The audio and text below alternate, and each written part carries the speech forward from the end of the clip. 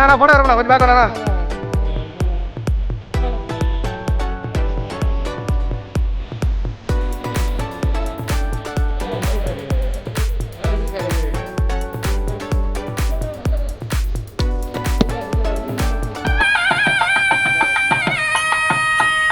சென்னை பெருநகரத்திற்கு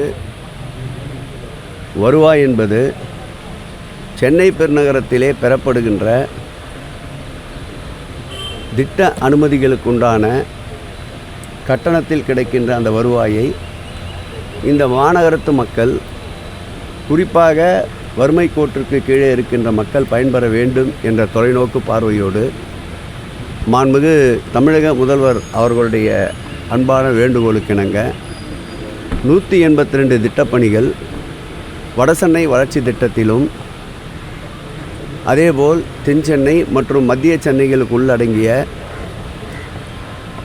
பல்வேறு பகுதிகளில் விளையாட்டு அரங்கங்கள், பூங்காக்கள், சமுதாய நலக்கூடங்கள், அதேபோல் நூலகங்கள், படைப்பகங்கள் என்று இன்றைக்கு இந்த திட்டப்பகுதியிலே துவக்கப்பட்டிருக்கின்ற இந்த பணியானது சமூக மையம் என்ற பெயரிலே சுமார் 8 கோடி ரூபாய் மதிப்பீட்டில் 14,155 சதுர அடியில் நம்முடைய சட்டப்பேரவை உறுப்பினர் அன்பிற்கினிய அருமையண்ணன் வேலு அவர்களுடைய கோரிக்கை ஏற்று இன்றைக்கு இந்த பணியினுடைய துவக்க விழா நடைபெற்றிருக்கின்றது. இது போன்ற பணிகள் வடசென்னை வளர்ச்சி திட்டத்திற்கு முக்கியத்துவம் அளித்து மாண்புமிகு தமிழக முதல்வர் அவர்கள் 238 பணிகளை 6,000 கோடி ரூபாய்க்கு மேலாக திட்டப்பணிகளை துவங்கியிருக்கின்றார். அந்த பகுதியினுடைய திட்டப்பணிகள் போதிய மின்சாரம், தடையில்லா மின்சாரம், குறித்த காலத்தில் மருத்துவ உதவி, கழிவுநீர் முறையாக வெளியேறுவது, பாதுகாக்கப்பட்ட குடிநீர், சாலை விரிவாக்கம் போன்ற எண்ணற்ற பணிகள் அந்த வடசென்னை வளர்ச்சி திட்டத்திலே ஏற்றுக்கொள்ளப்பட்டு அந்த பணிகளும் நடந்திருக்கின்றன. இப்படி துவக்கப்படுகின்ற பணிகள் அனைத்தும் இந்த ஆண்டு இறுதியில் அல்லது ஜனவரி மாதத்தில் மக்கள் பயன்பாட்டிற்கு வர வேண்டும் என்று மாண்புமிகு தமிழக முதல்வர் உத்தரவிட்டதற்கிணங்க எங்களுடைய துறையுடைய செயலாளர் அன்பிற்கினிய காகர்லா உஷா அவர்களும், துறையுடைய உறுப்பினர் செயலாளர் அன்பிற்கினிய அன்சுல் மிஸ்ரா அவர்களும், துறையுடைய CEO சிவபிரகாசம் அவர்களும் ஒருங்கிணைந்து இந்த திட்டப்பணிகளை மேற்கொண்டு வருகின்றோம்.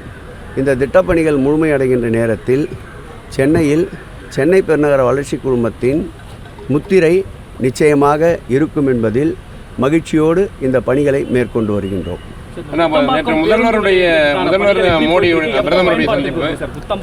கூத்தம்பாக்கம் பணிகள் இந்த ஜூலை மாத இறுதிக்குள் மக்கள் பயன்பாட்டிற்கு கொண்டு வர வேண்டும் என்று மாண்புமிகு தமிழக முதல்வர் உத்தரவிட்டிருக்கின்றார். இந்த மாத இறுதிக்குள்ளாக நானும் துறையுடைய செயலாளரும், துறையுடைய உறுப்பினர் செயலாளரும், CEOவும் நேரடியாக ஆய்வுக்கு செல்ல இருக்கின்றோம். மேலும் இருக்கின்ற சிறு சிறு பணிகளையும் நிறைவு செய்து போக்குவரத்து துறை, காவல்துறை இவைகளோடு ஒருங்கிணைந்து பேருந்து நிலையம் திறக்கப்பட்ட பிறகு மக்களுக்கு தேவைப்படுகின்ற அடிப்படை வசதிகளை முன்கூட்டியே அறிந்து நிச்சயமாக கூத்தம்பாக்கம் பேருந்து நிலையத்தை திறக்கப்படுகின்ற நாளிலிருந்து மக்களின் பயன்பாட்டிற்கு ஏற்ற வகையில் அமைத்து தருவதற்குண்டான திட்டங்களை தீட்டிக் கொண்டிருக்கின்றோம். டெல்லியில் நேற்று தமிழக முதல்வரும் பிரதமர் மோடி சந்திப்பு வந்து எதிர்க்கட்சி திமுக அடிபணிச்சாங்க, அந்த மாதிரியே பேசியிருக்காங்களே, இது உங்களுடைய பார்வை? நேற்று சந்திச்சாங்க இல்லையா? நேற்றதும் இல்லையா? அப்படி சொல்லுங்க, நேற்றதும் சந்திக்கலையா? ஏன்னா ஒட்டுமொத்தமாக அமலாக்கத்துறைக்கு பயந்துட்டு தான் நீங்கள் போனதாக சொல்கிறாங்களே, எப்படி? எங்களுடைய முதலமைச்சர் அவர்களை பொறுத்தளவில் பயம் என்பது துளியும் இல்லாதவர், முன்வைத்த காலை பின்வைக்க தெரியாதவர், எதிர்ப்பது என்றாலும் நேரடியாக வெளிப்படையாக எதிர்க்கக்கூடியவர், ஆதரிப்பது என்றாலும் வெளிப்படையாக ஆதரிக்கக்கூடியவர். ஒன்றியத்திலேயே மத்திய அரசு கொண்டு வந்த ஒரு சட்டத்தை எதிர்த்து ஆட்சியை துறந்த ஒரு இயக்கம் இருக்கும் என்றால் அது திராவிட முன்னேற்றக் கழகமாகத்தான் இருக்க முடியும். நெருக்கடி நிலையை பயன்படுத்தி கொண்டு வரப்பட்ட சட்டத்தால் பல்லாயிரக்கணக்கான திராவிட முன்னேற்றக் கழகத்தவர்கள் கொடுஞ்சிறை மிசாவை சந்தித்த போது கூட அதிலிருந்து பின்வாங்காமல் உறுதியாக நின்ற இயக்கம் திராவிட முன்னேற்றக் கழகம். நாடு என்று ஒரு சூழ்நிலைக்கு தள்ளப்படுகின்ற பொழுது எந்த இயக்கத்தால் அன்றைக்கு நெருக்கடி நிலையை சந்தித்தோமோ அதே இயக்கத்தை வெளிப்படைத்தன்மையோடு நேருவின் மகளே வருக நிலையான ஆட்சி தருக என்று பறைசாற்றியவர். ஆகவே ஆதரிப்பது என்றாலும் வெளிப்படையாக ஆதரிக்கின்ற இயக்கம், எதிர்ப்பது என்றாலும் வெளிப்படையாக எதிர்க்கின்ற இயக்கம். ஒரு சிறு விளக்கத்தை சொல்ல கடமைப்பட்டிருக்கின்றேன். 2026ஆம் ஆண்டு இந்த கூட்டத்தில் கலந்து கொள்ள முடியாததற்கு காரணம் அன்றைக்கு பெருந்தொற்று கோவிட். அதன் பிறகு நடைபெற்ற கூட்டத்தில் அன்றைக்கு கலைஞருடைய நினைவு நாளை ஒட்டி அந்த கூட்டம் வந்ததால் நிதியமைச்சரை அந்த கூட்டத்தில் பங்கேற்க செய்கிறோம் என்று சொன்னபோது நிதியமைச்சர் தேவையில்லை என்று மறுத்ததால் அந்த கூட்டத்தில் பங்கேற்க முடியவில்லை. 3வது முறையாக நடைபெற்ற கூட்டத்தில் மாண்புமிகு முதலமைச்சர் அவர்கள் அந்நிய முதலீட்டை ஈர்ப்பதற்காக வெளிநாடு சுற்றுப்பயணத்தில் இருந்ததால் அந்த ஆண்டு அந்த கூட்டத்தில் பங்கேற்க முடியாத நிலை. கடந்த ஆண்டு ஒன்றியத்தினுடைய நிதிநிலை அறிக்கையில் தமிழகத்தினுடைய பெயர் கூட எங்கும் குறிப்பிடப்படவில்லை என்பதை அழுத்தம் திருத்தமாக காரணத்தை சொல்லி கடந்த ஆண்டு மறுத்தது உண்மை. இந்த ஆண்டு கூட எந்தவித பார்ப்பவர்கள் மஞ்சள் காமாலை கண்களுக்கு கண்டதெல்லாம் மஞ்சள் என்பதைப் போலத்தான் இருக்கும்.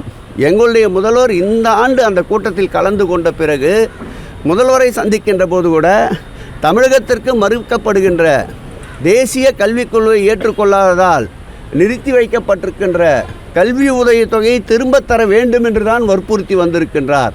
ஆகவே எங்களுக்கு மடியிலே கனமில்லை, வழியிலே பயமில்லை.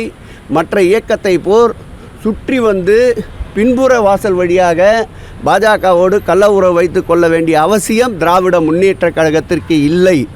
நேற்று முளைத்த காளான்களுக்கெல்லாம் இன்று நாங்கள் பதில் சொல்ல தயாராக இல்லை. களத்துக்கு வரட்டும். அவர்கள் எந்த வகையில் அடிக்கின்றார்களோ அதைவிட 100 மடங்கு வேகமாக ஒரே அடியில் பிடரியை சிலுக்கின்ற வண்ணம் அடிப்பதற்கு திராவிட முன்னேற்றக் கழகம் களத்தில் தயாராக இருக்கின்றது.